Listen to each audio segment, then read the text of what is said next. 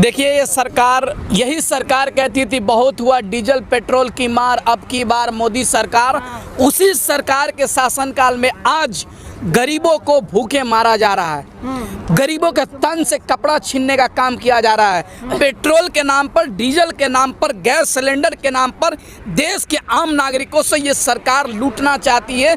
देश में ये सरकार लूट मचाई हुई है। एक बात बताइए ना, इस कोरोना महामारी में किसी के पास खाने के लिए पैसे नहीं है। 100 रुपये डीजल कैसे भराएंगे?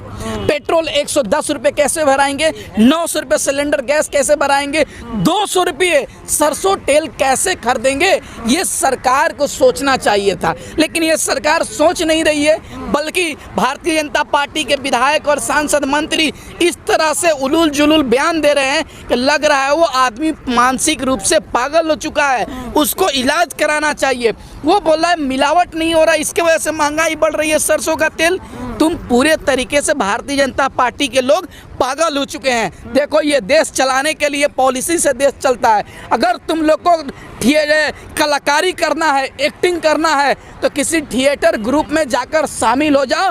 देश को बर्बाद मत करो, देश को बर्बाद होने से बचा लो। और प्रधानमंत्री जी से कहना चाहता हूँ कि आप कहते थे ना कि गरीबों को महंगाई कम करेंगे, रोजगार देने का काम करेंगे, लोगों के ऊपर काम करेंगे, लेकिन आज जो वादा किए थे वो सारे वादा में आप फेल हो चुके हैं। आज बोलिए ना, डीजल पेट्रोल की दाम की रेट क्या है?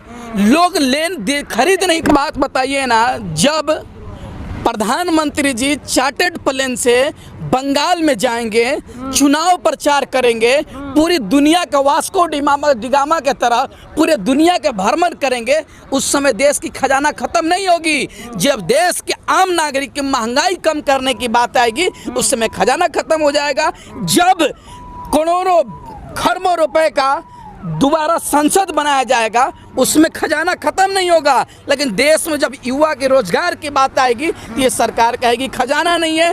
करोड़ों और खरबों रुपए का भारतीय जनता पार्टी का ऑफिस दिल्ली में आईटीओ में बन जाता है, लेकिन एक नई फैक्ट्री नहीं बनती है कि बच्चों को रोजगार दिलाया जाए। यही तो देश में चल रहा है कि ये लोग, जब देश की जनता पूछेगी रोजगार दो, खजाना खत्म, महंगाई कम करो, खजाना खत्म, महिलाओं को सुरक्षा करो, खजाना खत्म, हर चीज़ पे खजाना खत्म। लेकिन भारतीय जनता पार्टी के पार्टी बनाना होगा, बड़ी बड़ी पार्टी, उस समय खजाना लगाया जाएगा। जब चुनाव प्रचार किया जाएगा, 20-20 हेलीकॉप्टर लेके बंगाल जाएंगे, असम जाएंगे, लेकिन उस पैसे का खर्च सही जगह पे नहीं करेंगे। ये सरकार गलत तरीके से पैसे का इस्तेमाल करके अपने पार्टी को प्रमोट कर रही है और इस देश के नागरिकों को बीच मझधार में लाकर छोड़ने का काम की है ये सरकार। किसान के अनाज को पूरा भारत खाता है और ये जो अनाज उगाता है तो डीजल की सबसे ज़्यादा आवश्यकता होती है। और आज डीजल का जो रेट है इन्होंने 90 के पार कर दिया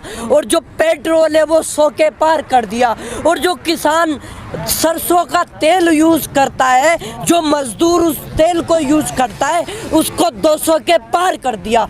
तो ये आज जो महामारी चल रही है, ये सरकार जो उसके लिए फाउंडेशन, उसके लिए जो है पैसे का या किसी भी चीज़ की सुविधा जो प्रोवाइड नहीं कराती है, लेकिन कहती है कि हमारे पास खजाना खत्म हो गया, तो उसके लिए महंगाई बढ़ा रहे हैं। लेकिन यही सरकार जो कह के लाई थी कि आपके अकाउंट में 15 लाख आएंगे, मोदी जी कहते थे कि भाइयों बहनों, मैं जो है इनका 70 साल का जो इन्होंने इकट्ठा किया उसको लूटने का काम कर रहा हूँ और जनता को वापस दूंगा कि 15 लाख आपके अकाउंट में आएंगे। तो वो खजाना कहाँ गया? कौन से खजाने को इन्होंने जो है जनता को दे दिया जो कम पड़ गए? ये केवल इन्होंने जो है प्रचार तंत्र में काम करने का काम किया, तो उसमें उस चीज़ से फर्क नहीं पड़ेगा। लेकिन ये किसान वही आदमी है साहब जिसने सत्ता पे बिठाया है और सत्ता से गिराने के लिए ये अब कोई टाइम नहीं लगाएगा। ये सत्ता से ऐसा इनको खदेड़ेगा कि इनको गुजरात के अंदर भी छिपने के लिए जगह नहीं मिलेगी। वही है अक्कड़ बक्कड़ बम्बे बोल, 90 डीजल पेट्रोल 100 और 100 मिले तहा धागा और सरसों का तेल उछल के भागा 200 रुपये। नरेंद्र मोदी जी तो सबसे बड़े इस देश के खिलाड़ी हैं, जो पहला शतक मारे पेट्रोल के नाम पे दोहरा शतक मारे, सरसों तेल के नाम पे तिहरा शतक अब कौन सा मारेंगे, क्योंकि वही तिहरा शतक मारेंगे क्या जो कह रहे हैं उत्तर प्रदेश में 300 पार। अरे उत्तर प्रदेश में तो सुपड़ा साफ भारतीय जनता पार्टी का, क्योंकि भारतीय जनता पार्टी ये इस वक्त में आज किसान आंदोलन के 200 दिन से ज्यादा हो चुके हैं, लेकिन इस सरकार के ऊपर जू नहीं रेंग रही है। इस सरकार के शासन काल में देश में शिक्षा की बात हो, स्वास्थ्य की बात हो, रोजगार की बात हो, लेकिन ये सरकार सिर्फ और सिर्फ सत्ता की बात करती है। देख नहीं रहे भारतीय जनता पार्टी को छोड़ के, आप बंगाल में भी देखे हैं मुकुल राय को भारतीय जनता पार्टी छोड़ के फिर से घर वापसी दे रहे हैं। आप लक्षद्वीप की बात करिए, लक्षद्वीप में भारतीय जनता पार्टी के सारे नेता जो हैं सब छोड़ के भारतीय जनता पार्टी को छोड़ के जा रहे हैं। अरे कैसे इस देश में भारतीय जनता पार्टी को अब देश की जनता नकारने लगी है, क्योंकि जो जनता के खिलाफ जुल्म करती है सरकार वो भारतीय जनता पार्टी है। ये भारतीय जनता पार्टी वही ने कहा था ना, देश ने मांगी थी, देश ने मांगी थी फकत एक किरण की, राजा ने हुक्म दिया चलो आग लगाते हैं। भारतीय जनता पार्टी सिर्फ और सिर्फ जलाऊ पार्टी है, ये जलाने का काम कर रही। आखिर 200 दिन से हम रोड पे बैठे हुए हैं, आखिर ये सरकार क्यों नहीं आ रही पूछ रहे। आप बताइए हमारे दुख दर्द को। आप कहते हैं देश का किसान समृद्ध है, कौन से देश का किसान समृद्ध है।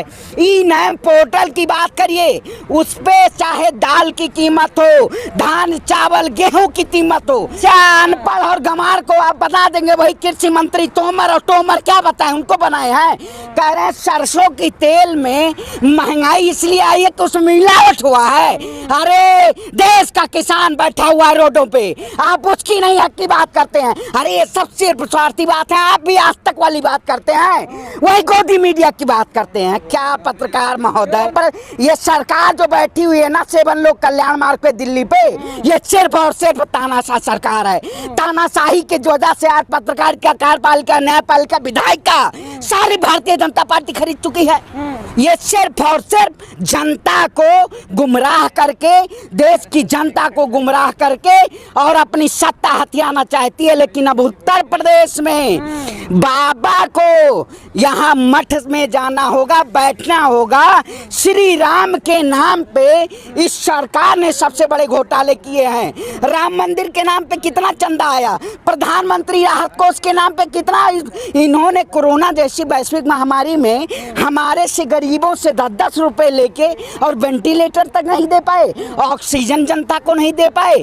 दाल चावल रोटी, हमें क्या चाहिए, दाल चावल रोटी मकान, वो भी नहीं दे पाई ये सरकार। ये सरकार क्या कह रही है, संसद भवन बनवाएंगे, सेंट्रल विस्टा प्रोजेक्ट बनेगा, प्रधानमंत्री आवास बनेगा, मोदी जी शौक पूरा करेंगे, देश की जनता गेहूं के घुन पीछेगी। हैं? अरे ये घुन पिसवाना चाहते थे, देश की जनता को गुलाम बनाना चाहते थे, लेकिन अब देश की जनता गुलाम नहीं बनेगी। इस सरकार को उखाड़ फेंकने का काम करेगी, क्योंकि जो सरकार देश को हित में, न राष्ट्र के हित में, न जनता के हित में काम नहीं करेगी, उस सरकार का इस देश में कोई वो नहीं है। आम नागरिक मैं भी होने के नाते, युवा होने के नाते ये चीज़ सोचता हूँ कि ये सरकार हमको मारना चाहती है। आज बताइए, एक मिडिल परिवार के पास बाइक होता है, किसान के पास जनरेटर होता है खेती करने के लिए, पानी पटाने के लिए, और ट्रैक्टर से करता है। इन सब चीज़ों में डीजल और पेट्रोल का खपत होता है, ये आम नागरिक से जुड़ा हुआ है। लेकिन अगर सरकार को थोड़ा सा भी आम नागरिकों के बारे में चिंता होती तो आम नागरिक से जुड़े हुए चीज़ों का रेट कम करने का प्रावधान करती, कम करने का काम करती। लेकिन ये सरकार क्या कर रही है, आप देख लीजिए, केवल क्या कर रही है, केवल प्रचार तंत्र। भाई ने सही बात बोला, इस देश के आम नागरिकों का पैसा केवल ये सरकार प्रचार तंत्र में खर्च करने का काम कर रही है। आप दिल्ली में यहाँ से जाइए, किसी भी मेट्रो स्टेशन पर जाइए, किसी भी बस स्टैंड पर जाइए, किसी भी रेलवे स्टेशन पर जाइए, प्रधानमंत्री जी ऐसे आपको मिल जाएंगे खड़ा होते हुए। आज बताइए, पेट्रोल पंप पे हम प्रधानमंत्री का फोटो देखते हैं तो मेरा पारा चढ़ जाता है, लगता है कि उस फोटो को हम जलाने का काम करेंगे, ऐसे खड़ा होते हैं। और पेट्रोल पंप पे। इस तरह से करने से क्या होगा भाई? फोटो चिपकाने से देश की महंगाई कम नहीं होगी, पेट्रोल डीजल के दाम कम करने होंगे किसी भी हालत में। और एक बात सुनिए ना, लॉकडाउन को केवल खुलने दीजिए आप, लॉकडाउन को खुलने दीजिए। लॉकडाउन खुलने के बाद पूरे देश की जनता सड़क पर आने का काम करेगी, क्योंकि पेट्रोल डीजल एक देश के आम नागरिकों से जुड़ा हुआ है, किसान से जुड़ा हुआ है, गरीब ठेला व्यापारी जो बस से सवारी करता है उससे जुड़ा हुआ है, कार वाला से जुड़ा हुआ है। तमाम चीज़ों का रिलेशन इस आज बताइए किस चीज़ पर राजनीति हो रहा है, किस चीज़ पे? उत्तर प्रदेश में जाइएगा, आदित्यनाथ योगी जी, ढोंगी जी क्या काम किए 4.5 साल में? हिंदू मुस्लिम बैकवर्ड फॉरवर्ड, मंदिर मस्जिद के अलावा देश में आज रोजी रोटी, कपड़ा, मकान, शिक्षा, सड़क, बिजली, पानी, इन सब चीज़ों पर राजनीति होनी चाहिए। और देश की जनता इसके नाम पर वोट देगी, इसके नाम पे नहीं वोट देगी कि जैनुल को पुलिस मार देगा हरियाणा में, फैसल को पुलिस मार देगा उत्तर प्रदेश में। इन सब चीज़ों से देश नहीं चलता है। सरकार को हिंदू मुस्लिम बैकवर्ड फॉरवर्ड से, इन सब चीज़ों से निकलकर देश की जो नीति है, देश की जो मूल सुविधाएं हैं, रोजी रोटी, कपड़ा, मकान, पानी, सड़क, बिजली, इन सब चीज़ों पर सरकार को चिंतन करने की ज़रूरत है और इन सब चीज़ों को रेट कम करने की ज़रूरत है।